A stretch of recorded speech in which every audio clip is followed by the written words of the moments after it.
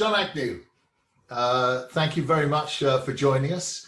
For those very few people that don't know who you are, this is the latest in the Fit Show family interviews, and we're delighted to welcome you as the Managing Director of the Glass and Glazing Federation, what I refer to as the membership side of the organisation. I believe I'm correct in giving you that epithet, and you've been there since January, I think, earlier this year. Yeah, that's correct, Paul. And firstly, thank you for inviting me along today for this interview. I'm happy to be given the opportunity to talk about GGF and all things we do. Yeah, I took up my position formally on the 1st of March when Steve Rice retired from the Federation after 31 years of service. So, but I had been in post since the start of the year. So quick 2 months handover, and Steve then left me to it. As I'm sure you'll come on to, kind of what happened next then. I shall indeed. Before we do that, tell us about John Agnew. I know you've been around for a while in the nicest possible way, but clearly a young man, but younger than me anyway. Where were you born? Do I detect a Northern Irish accent there? And indeed, I assume that that's where you're speaking from now. That is correct. I'm located on the Emerald Isle as we speak. We're all flying a desk at the moment. But yeah, I brought up in Northern Ireland, south of County Down to be precise. So I, after spending my formative years at school, I went to university in Belfast, where I took a degree in accountancy. And once I left university, then I joined the ranks of the people who had to earn a living as opposed to languishing at university. So I joined the glazing industry in 1985, a company who made PVC windows, and that then started my career in the glazing industry, which I've been in ever since. Yeah, that's where I've been. I started my career, and where I was up until 2008, when my career changed again slightly, but still within the glazing industry. So you were more recently with I think glass processor. That's correct. Yeah, just a quick potted tour. 85 to 89, we had a small window business.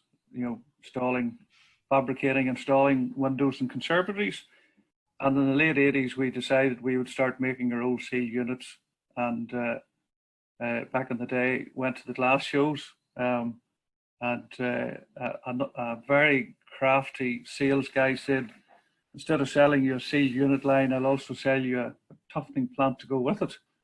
And back in the late 80s, demand for toughened was low, and supply was limited as well. So one of them moments in time where you took a leap of faith. So 89, we built a new factory, set up, got involved in processing glass, which we'd never been in before, making sealed units that we'd never been in before. And we spent the first 2 years struggling to survive, as you do whenever you start a new venture like that. But anyway, we got past that critical point. And that took us into the early 90s. Legislation came into play about safety glass in homes. That drove the demand for the product. And through the whole of the 90s, we expanded and grew the business into more toughened capability, eventually diversifying into curved toughened laminates. And that takes us up to 2008 when Independent Glass acquired the business. And I was with them until the end of last year when I joined GGF. So you've got a good spread of home improvements as well as glass processing, which will be a joy to the ears of many. There's always a bit of a bum fight, isn't there? They get more attention than we get. But so you're the perfect man for the job in that sense. Well, I haven't seen a window yet that doesn't need a frame and a piece of glass to make it work. It's quite funny that, but it hasn't always been that way. So Can I say that I see a very considerable similarity between my football club, Watford, and the GGF in the sense of their propensity for disposing of managers. Now you have a few. You've come to the role at the GGF with ahead of a few other predecessors in recent years. What is the difference? What's John Agnew going to bring to the role? Well, to start off with, I've got a very strong finance and operational skill background, and I'm keen to make sure that the federation is run as a business, and that we make sure that people understand what their objectives are to deliver services to our members. Because at the end of the day, we exist for our members, and we have to make sure that the services we're offering our members are the best it possibly can be. So I'm very clear that that's the main focus of what I can and am bringing to the business. What's perhaps different about me as well, I'm open and accessible. If you want to call me or send me an email, I will engage with members. Obviously, that's all I can do at the moment remotely, but going forward, hopefully we can make that, address those issues in person. I also understand the business. I've been involved with the GGF as a member, as a chair of glazing exec for many years, board director, and latterly president. So I've been a long time associated with the federation, approximately 30 years in total. I believe that understanding of the business, understanding what members needs, and the skill set that I have gained in commercial life will be a strong asset to the business, and hopefully lead the team forward as we face the challenges that are ahead of us at the moment. It's fair to say on that basis that it's been a baptism by fire this year. You could say that. I did happen to say to Steve Rice after he retired, I'll get you back for this. You've left and walked me into this. But no, at the end of the day, if you take up the post as MD of a business, you have to absolutely understand that there will be challenges come across your desk. Didn't quite expect or want the scale of challenges we had through at us, but anyway, that's what comes with the job, and you just have to pick your way through it as best you can. It's a bit like eating an elephant. You can't eat an elephant in one go. You have to eat it a bit at a time. And this here, the challenges that face us at the moment, COVID, initially lockdown, now as we emerge from it. So we had the process of coming out of lockdown and the challenges that brought, and now as we move out of lockdown, yes, we have the issue of other spikes and semi-lockdowns in part of the country, so we have to manage that. But the bigger picture is the economic fallout and how we support members as they chart their way through that. And sitting safely in the wings just to wait until we think we're out of all the challenges of COVID is Brexit. And that's sitting patiently there, but is growing in volume all the time. And as we head towards Christmas and the end of the year, that's going to become front and centre.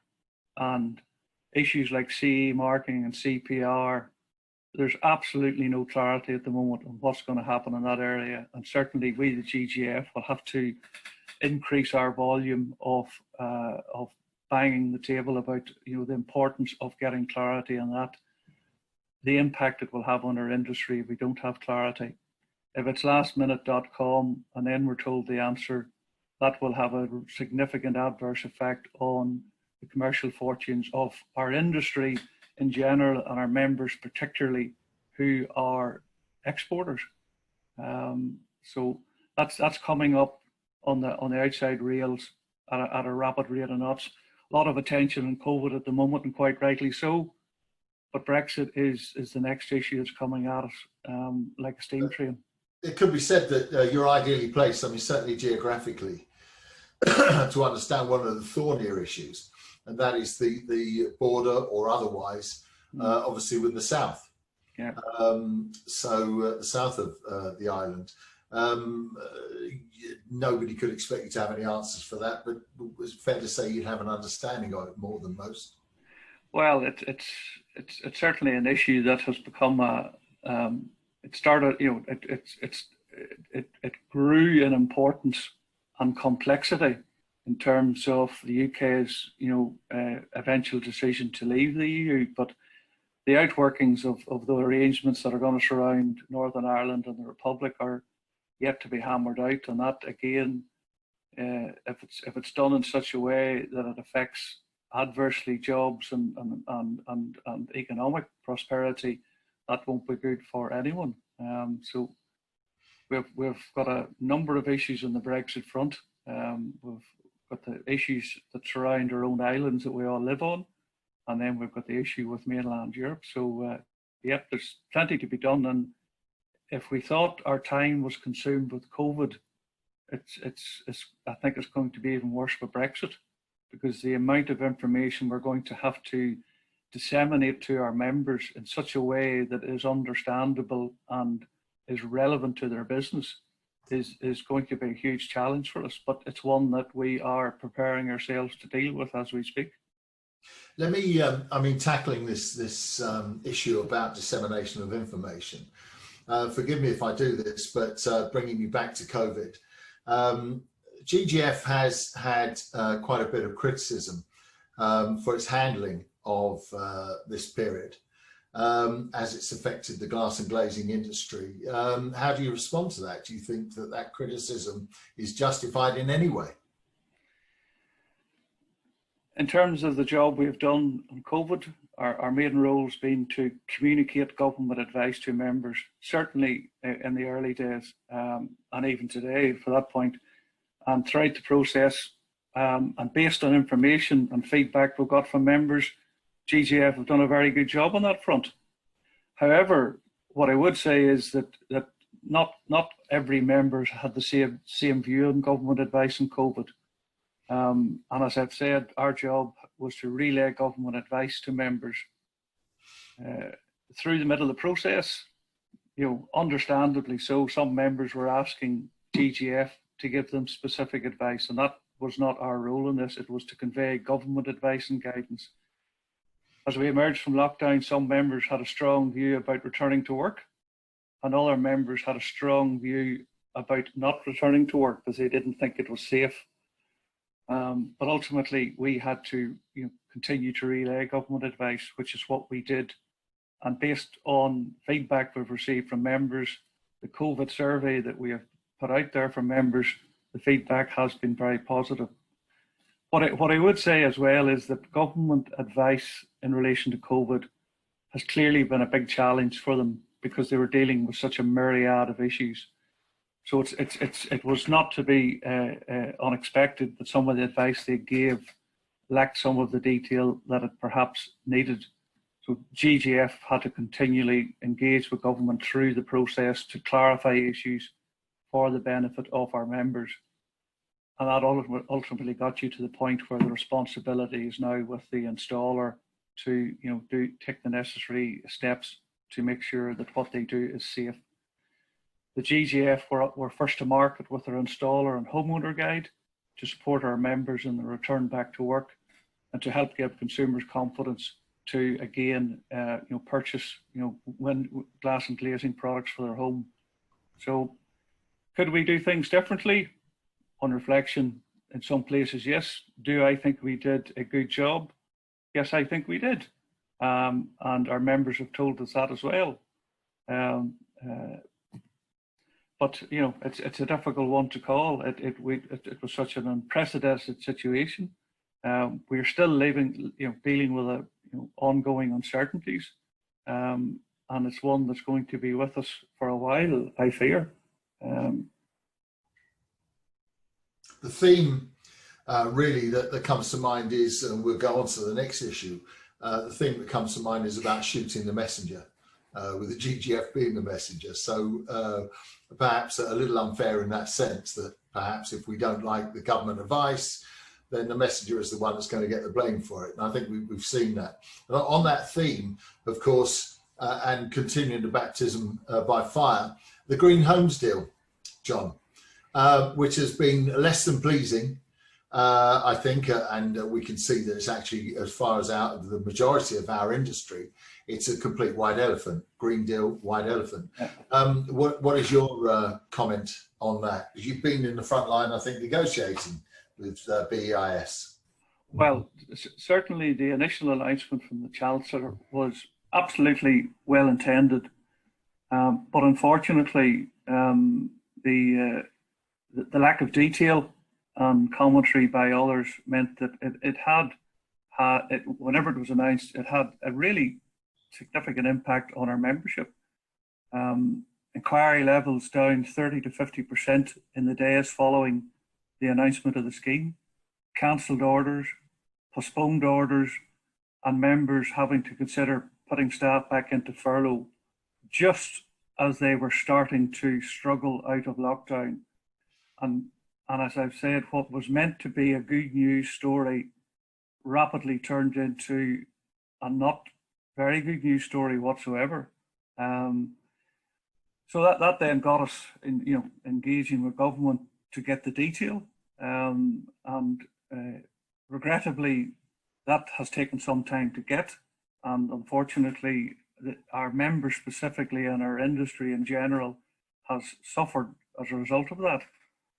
And as we now know, the actual opportunity for our members is going to be limited.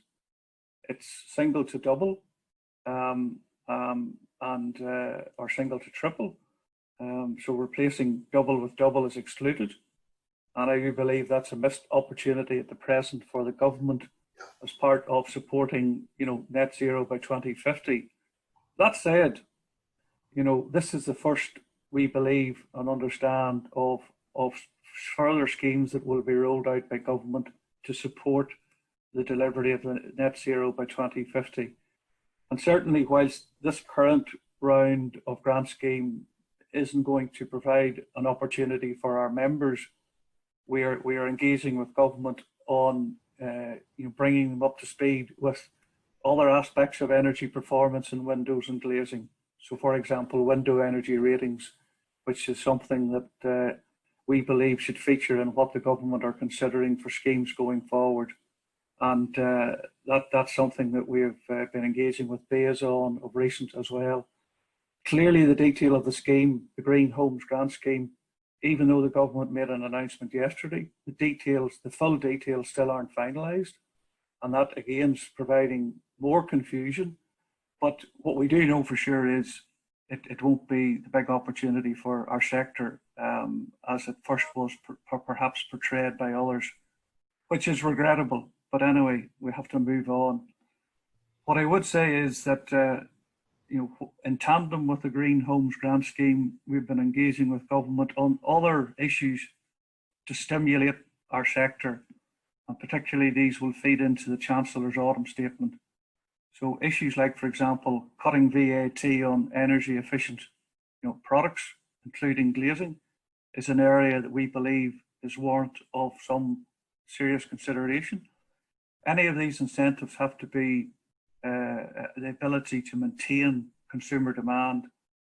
So a programme that starts and stops and nothing come after it won't achieve the government's objective of securing ongoing employment in our economy. And that for us is key. So cutting the VAT, a sustainable cut the VAT campaign, we believe would be of huge benefit to our sector. Initiatives as well on conversion of unoccupied dwellings and unoccupied commercial properties into domestic dwellings is a big opportunity. There's approximately 800,000 unoccupied domestic dwellings in the UK at the moment. So the government are focusing on building new houses, whereas there's an enormous opportunity to convert unoccupied dwellings and upgrade them to glazing that's fit for purpose to meet the 2050 target. And that for us is a big picture piece that we are feeding into at the moment. And the final bit of that goes alongside it is the skills and labour that you need to support all of this. Having the right skill sets available at the right time with the right skill set to deliver these projects. There's a huge amount of unemployment in the hospitality and retail sector. These people all have to be trained in new skills to find employment elsewhere. And certainly the retrofit upgrade of the housing stock in the UK is a huge opportunity to drive economic growth and employment for the next 10, 20, 30 years. What sort of, I'm curious, how do you talk to the government? I mean, apart from the obvious, how do you engage with them? I mean, do you make personal representations to them? I mean, do you have a chinwag with Boris over breakfast in the morning? No, I'm afraid that's way above our pay grade, Paul. We're primarily engaging with BAS is our primary point of contact at the moment. But like all of these things, we're going to have to engage with more government departments going forward to press home the messages that we need to as a trade federation. And I suppose the objective is going forward, and I've used the Green Homes Grant Scheme as an example.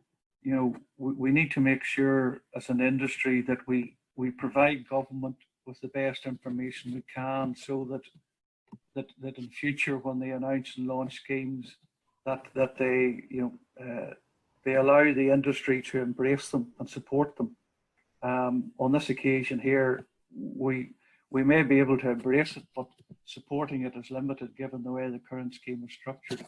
So we do need to continue to improve our engagement with government to help them and inform them of because we have the better skill set than they do in the area of the glass and glazing sector. But I do appreciate the government's had to move at such a rapid rate to produce stimulus for the economy, that they've done what they've done. They have to be commended for it. The Green Homes Grant Scheme will create employment for people and create economic prosperity for that sector that benefits from it. But going forward, we have to do our best to promote the glass and glazing sector as part of future schemes they have going forward. The green homes is a non-starter effectively for the majority of people in our industry. Under your stewardship, might we expect a growth in the number of companies that have GGF logo along on their van sides, on their shop windows, on their headed paper? I mean, there's an anachronism, perhaps their email footers. One would assume that a primary goal of GGF is to increase membership from, well, you're about 450 members currently?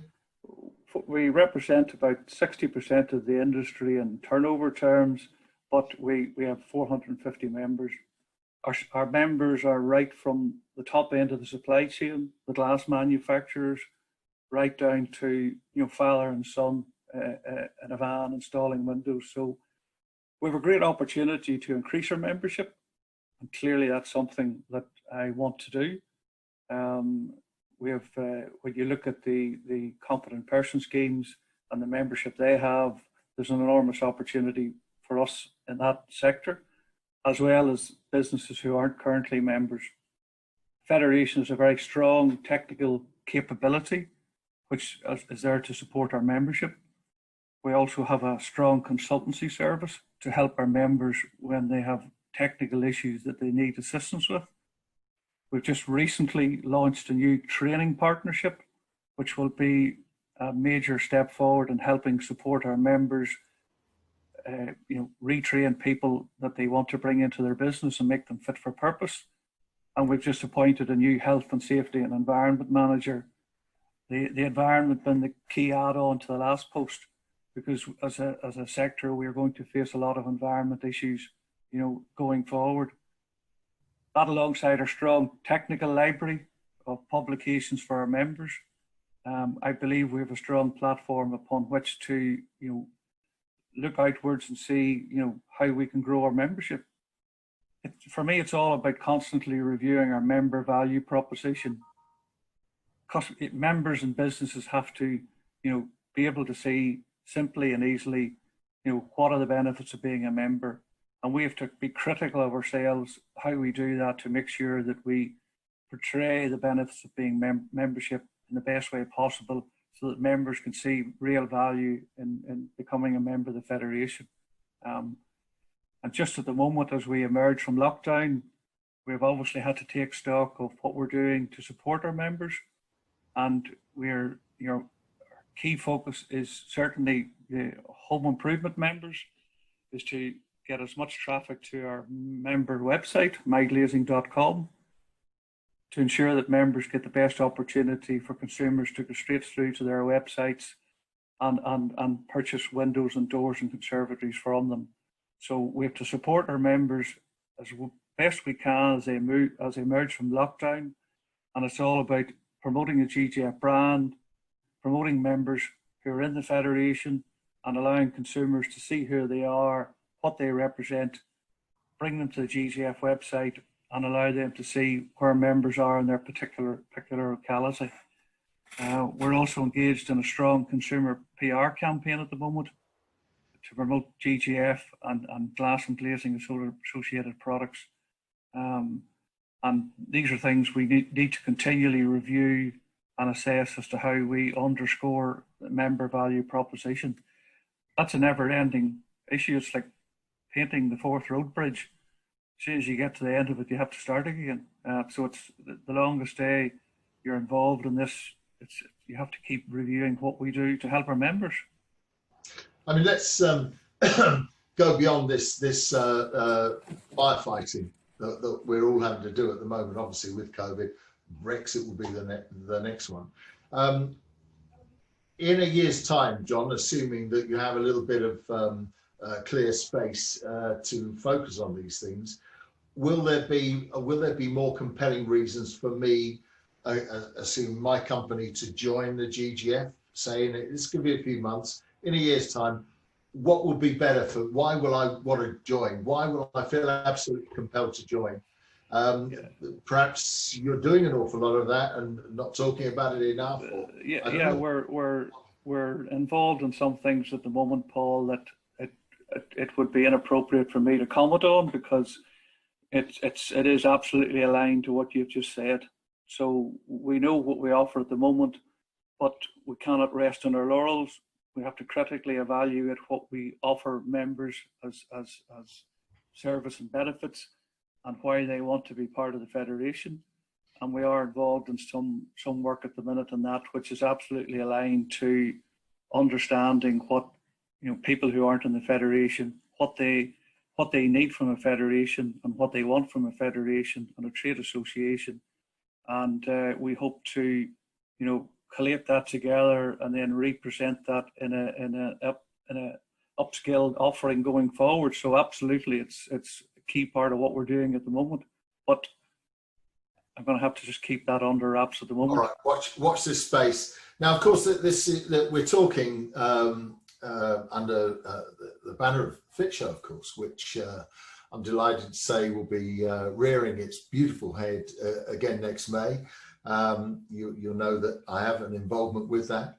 But GGF, I kind of feel GGF should be there. I don't want to put words in your mouth as such, but it would be a little bit daft if I've always thought, didn't have our principal trade body with us under the roof somewhere.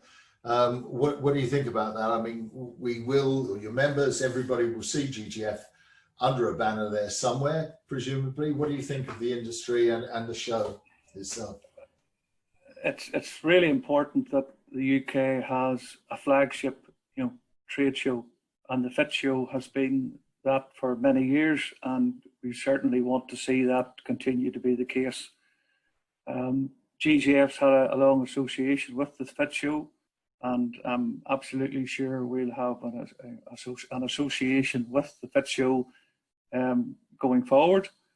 The fine detail of that, Paul, obviously we need to discuss in another forum, but it's the flagship exhibition for the UK, and we certainly want to support that and be part of that. And certainly as we emerge from where we're at today, it's hard to see where we'll all be next May, and we don't have a crystal ball, but we have to put our best foot forward and plan for the future. And it'll be a great opportunity for industry to promote innovation and product development. the supply chain to come together, and hopefully, as part of the ongoing stimulation of the economy. As I said earlier on, there's going to be more schemes come along to promote and change the glazing sector in the UK. And I think the FIT Show is a great forum which to do that. Different ways of doing it as well. We have to think of the situation where come next May, we're still in, heaven forbid, we're still in semi-lockdown. Yeah. What do we do then? So, if it's not possible to have the full-on show as we all know it, clearly that's something that will have to be done slightly differently.